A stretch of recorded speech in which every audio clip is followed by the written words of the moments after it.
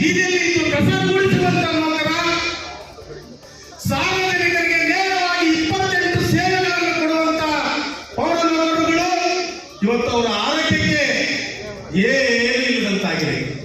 ದಯಮಾಡಿ ಇವತ್ತು ನಗರ ಸ್ಥಳೀಯ ಸಂಸ್ಥೆಗಳು ನೆಡ್ತೇವೆ ಅಂದ್ರೆ ನಮ್ಮ ನೌಕರರ ಕಾಯಕದಿಂದ ಹೊರತು ಮತ್ತೊಂದಿಲ್ಲ. ಬಂಧುಗಳೇ, ಆದಷ್ಟು ಬೇಗನೆ ನನ್ನ ಮುನ್ಸಿಪಲ್ ನೌಕರರಿಗೆ, ಪೌರ ನೌಕರರಿಗೆ, ಪೌರ ಕಾರ್ಮಿಕರಿಗೆ ಹಿಡಿದು ಪೌರಾಯುಕ್ತರುವರೆಗೆ ಜ್ಯೋತಿ ಸಂಜೀವನಿಯನ್ನು ತಾವುಗಳು ನಿಮ್ಮ ನಿಟ್ಟಿನಲ್ಲಿ ಜಾರಿ ಮಾಡಲೇಬೇಕಂತೇಳಿ ಕರ್ನಾಟಕ ರಾಜ್ಯ ಪೌರ ನೌಕರರ ಸಂಘ ಒತ್ತಾಯ ಮಾಡ್ತಾ ಇದೆ.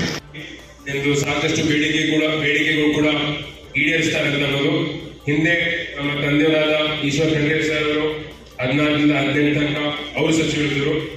ಸತತವಾಗಿ ನಮ್ಮ ಕಾಂಗ್ರೆಸ್ ಸರ್ಕಾರದಿಂದ ನಾವು ಕೆಲಸ ಮಾಡ್ತಾ ಬಂದಿದ್ದೀವಿ. ಹಿಂದೆನೂ ಮಾಡಿದ್ದೀವಿ, ಮುಂದೆನೂ ಮಾಡ್ತಾ ಬರ್ತೀವಿ. ನಿಮ್ಮ ಕೈ ಯಾವತ್ತೂ ಬಿಡಲ್ಲ. ಸಾಕಷ್ಟು ನಿಮ್ಮ ಜೊತೆ ಒಂದು ಸಮಸ್ಯೆ ಇರ್ಬೋದು, ಸಂಬಳ ಸರಿಯಾದ ಸಮಯಕ್ಕೆ ಆಗೋದಿಲ್ಲ, ಮತ್ತೆ ಬೇರೆ ಬೇರೆ ಕಾಂಬಿನೆಂಟ್ ಇರ್ಬೋದು, ಬೇರೆ ಬೇರೆ ಸಾಕಷ್ಟು ಸಮಸ್ಯೆಗಳಿದಾವೆ. ಇದನ್ನು ಕೂಡ ಎಲ್ಲ ಗಮನಕ್ಕಿದೆ. ಇದನ್ನು ಕೂಡ ಯಾವ ರೀತಿ ಬಗೆಹರಿಸಬೇಕಂತಂಬುದು ಸರ್ಕಾರದ ವತಿಯಿಂದ ಅವರು ಪ್ಲಾನ್ ಮಾಡ್ತಾ ಇದ್ದಾರೆ. ಯಾಕಂತಂದ್ರೆ ನೀವು ಮಾಡೋ ಕೆಲಸ ಯಾರು ಮಾಡಲ್ಲ. ನೀವು ಸ್ವಚ್ಛತೆ ನೀವೇನ್ ಕೆಲಸ ಮಾಡ್ತೀರಿ, ನೀವು ನಮ್ಮ ರೋಡು, ನಮ್ಮ ರಸ್ತೆ, ನಮ್ಮ ಚರಂಡಿ, ಇಡೀ ನಮ್ಮ ಮುನ್ಸಿಪಾಲಿಟಿ ಸ್ವಚ್ಛತೆ ಮಾಡಿಲ್ಲ ಅಂತಂದ್ರೆ ಯಾರಿಗೂ ಕೆಲಸ ಮಾಡೋಕ್ಕಾಗಲ್ಲ. ಅದಕ್ಕೆ ನಿಮ್ಮಿಂದಲೇ ನಮ್ಮ ಟೌನ್ ಇದೆ, ನಮ್ಮ ಪುರಸಭೆ ಇದೆ, ನಮ್ಮ ಮುನ್ಸಿಪಾಲಿಟಿ ವ್ಯಾಪ್ತಿಯಲ್ಲಿ ಏನೇನು ಚರಂಡಿ ಮತ್ತೆ ರಸ್ತೆಗಳು ನಿಮ್ಮಿಂದಲೇ ಸ್ವಚ್ಛದಾವೆ. ಇಲ್ಲ ಅಂದ್ರೆ ಸಾಕಷ್ಟು ಬೇರೆ ರೋಗಗಳು ಬರ್ತಿದ್ದು. ಕರೋನಾ ಸಂದರ್ಭದಲ್ಲೂ ಕೂಡ ನೀವು ಸತತವಾಗಿ ಮಾಸ್ಕ್ ಹಾಕೊಂಡು ಬೇರೆ ಬೇರೆ ರೀತಿಯಲ್ಲಿ ನೀವು ಸ್ವಚ್ಛತೆ ಮಾಡಿದ್ದೀರಿ.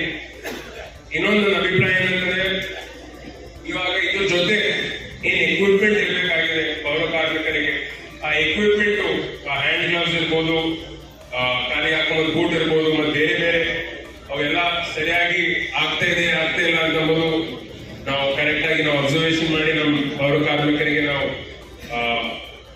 ಪ್ರೊಟೆಕ್ಷನ್ ಕೊಡಬೇಕು. ಅದನ್ನು ಕೂಡ ಆಗ್ತಾರೆ ಕರೆಕ್ಟ್ ಸರಿಯಾಗಿ ಆಗ್ಬೇಕು ಅಂತ ಅನ್ನೋದು ಕೂಡ ನಾನು ಮಾನ್ಯ ಸಚಿವರಿಗೆ ನಾನು ವಿನಂತಿ ಮಾಡ್ಕೊಳ್ತೀನಿ. ನಿಜವಾಗ್ಲೂ ನೀವೇನು ಕೆಲಸ ಮಾಡ್ತೀರಿ, ನಿಮ್ಗೆ ಎಷ್ಟು ಸಪೋರ್ಟ್ ಮಾಡಿದ್ರು ಕಡಿಮೆ.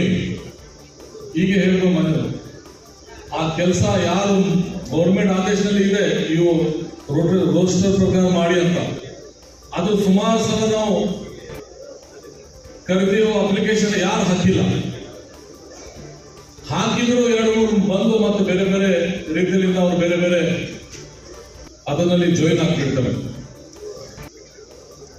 ಅದ್ರ ಸಲಗೆ ಸುಮಾರು ಜನರಿಗೆ ಬೇರೆ ಬೇರೆ ಆಫೀಸರ್ಸ್ ಆಲ್ಸೋ ಯೂಸ್ ಮಾಡ್ತಾರೆ. ನಾವು ಹಿಂದಿನ ವರ್ಷ ಒಂದು ಆದೇಶ ಮಾಡಿಬಿಟ್ಟಿದ್ದೇವೆ, ಏನಂತ ಪೌರ ಕಾರ್ಯಕರ್ತರು ಬೇರೆ ಯಾರ ಹತ್ರ ಹೋಗ್ಬಾರ್ದು,